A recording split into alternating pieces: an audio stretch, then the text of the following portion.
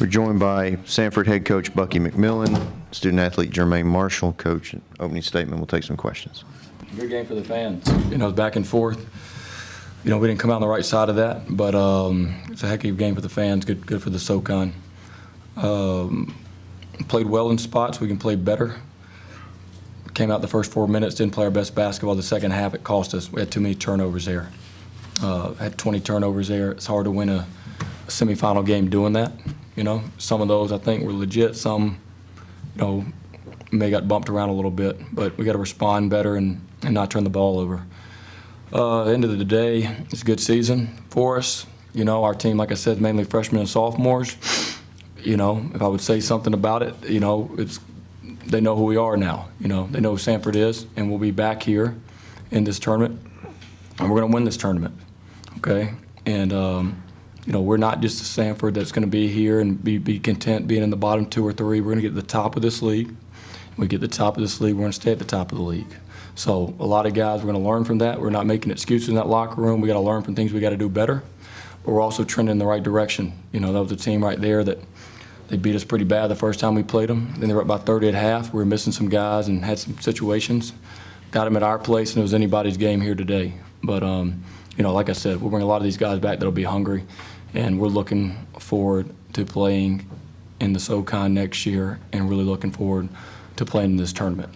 So I think our group right here, you can see sometimes we don't do the prettiest things, but we're a group that our university and our city is proud of because of their heart and their effort. And that's who we are. So it didn't work out today, but again, I'm proud of our group. Questions? Back. Oh, sorry, John, go ahead and we'll come to you next.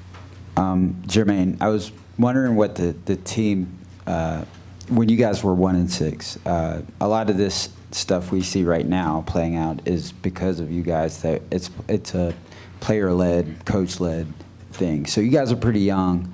How did you, who stepped up as a young guy and was like a mature voice in the room for your team as you went forward?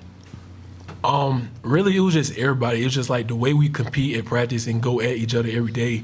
It's like when we get in these games, it's like everybody kind of on the same page. So it's really like not no one person. I mean, Quez, he had a hell of a year, made big time shots. So I mean, Quez, he did outstanding this year. So I'd probably say Quez, if anybody, but it all together is like as a team, we all competed and worked hard every day and made each other better. Back. Coach, of course you wanted to win tonight, but I know you've built programs before. Where does a game like tonight go into the plan of building this team into, like you said, a tournament-winning team? You learn a lot from, playing in a league, and I think our guys learned tremendously as the season went on, But, I know it's comparing apples to oranges. I remember before we reeled off a string of about playing in 8 or 9 state championships in a row, we lost a game very similar to this at regionals in high school basketball. And I just remember we were all hurt. It feels exactly the same. And this feels like that. And then we went ahead and we reeled the next ones off and played in the finals every year after that. So, I'm looking forward to doing that. I want to say something about this guy right here. I know that when we're evaluating and we're looking for things and we're looking for guys to select on different teams and all conference and different deals, I know you got to evaluate stats. I know it's political in ways, but there's no player in this league that has more of an impact on a team than Jermaine Marshall.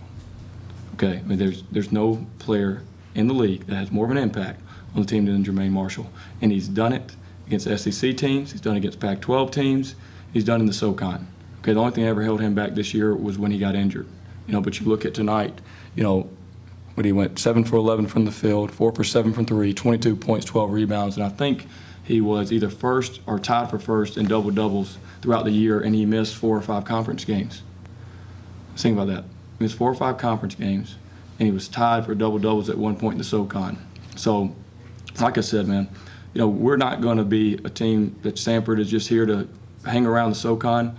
We want to be at the top of this deal, and our guys are going to need to be taken serious, and we appreciate y'all's coverage. But this guy right here is as good as there is, as good as there is. And the good thing is you're going to get to see him play for 2 more years in this league. What a treat that is for everybody, whether you know basketball or not, whether you know basketball or not, you can watch that and you can say, man, that is heart.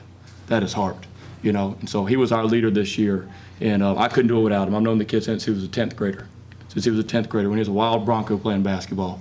He hadn't figured it out yet. I ran a little fall league in basketball, watched him play. And I remember talking to him and said, man, you're going to be one heck of a player if you stick with it. You know, and to see him flourish now and bounce around to get to where he is on these big stages and to produce like he has, and it's only the beginning for him.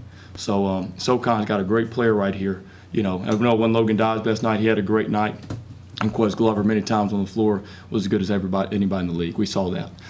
He broke his nose in 2 places, so that's why he couldn't get back in the game tonight. It killed him not being able to get back in. But I just want to tell y'all, guys that are covering, I appreciate y'all's coverage of us. You know, it does mean a lot to us. I know we're geographically kind of far away from you guys. We don't get to see y'all as much, but it means a lot to our program when we're building this thing. More questions? Jermaine, following up on what Coach said, how does that make you feel? And B, do you think this is a game that can spark something down the road for this program? It just, I know where I came from and what it took for me to get here. A lot of like people doubted me, and it's just having like a coach that believed in me, as Coach Buck believed in me, and like just trust me on the floor. It means a lot, and I hate to lose that type of game, but like he said, we'll be back. We'll be back next year for sure, and we'll be back next year. What was your second question? Just as a game like tonight, do you think being in that locker room afterwards, knowing your team's so young, is this kind of that spark game? I know we have a long way to go to next year, but is it something that might stick in your mind? Oh, absolutely, absolutely. I feel like everybody in the locker room, we're ready for the off season. We're ready to get back to work. We know the season shouldn't end like that, so we're ready. We're hungry. We're ready to get back to work. John? Coach, seeing you, the way you built the atmosphere around the program this year was pretty incredible, considering the years prior to that, prior to you being there in the Southern Conference. I've seen it happen before in this league when teams they have a season and then they just get that spark and are able to ignite it. Just talk about what creative ways you might be able to do that at Samford. Well, you know, I think a couple things. First, you know, I'm from Birmingham. This kid right here is from Birmingham, Alabama, you know, and we're in touch with the city and we're in touch with those students. And the thing what I think is unique, that you can't just be good to have a school and your classmates rally around you. That's not good enough, because if they don't think highly of who you are, if they don't view you as a classmate, you're just another professional player out there. Why would they come to the games? So when we got it rocking at home to end the season and our players are up there arm in arm with the students, you know, that's what college is all about, you know, and we're just getting started with that. You know, I know this, that, you know, he was out the one game we lost at home. Other than that, we won every single home conference game. The only game we lost was ETSU at home. Obviously, we had a great year. We had more wins in the SoCon than Samford's ever had, but we're going to make Samford the toughest place to play in the SoCon.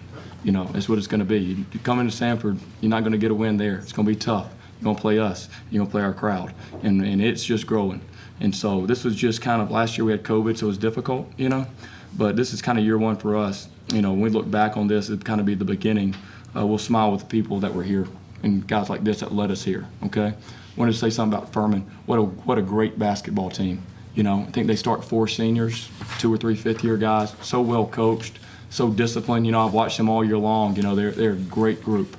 And Chat's a great team as well. So that's 2 great teams that will represent the SoCon well. If it wasn't us, I'm glad it's those 2 guys battling it out. So we've got something to look forward to tomorrow with that. Either one of those guys will be great to represent the SoCon in the NCAA tournament. And look out when we get there, you know. SoCon, man, we've done it all year long. I'd hate to be matched up with a SoCon team. I think that's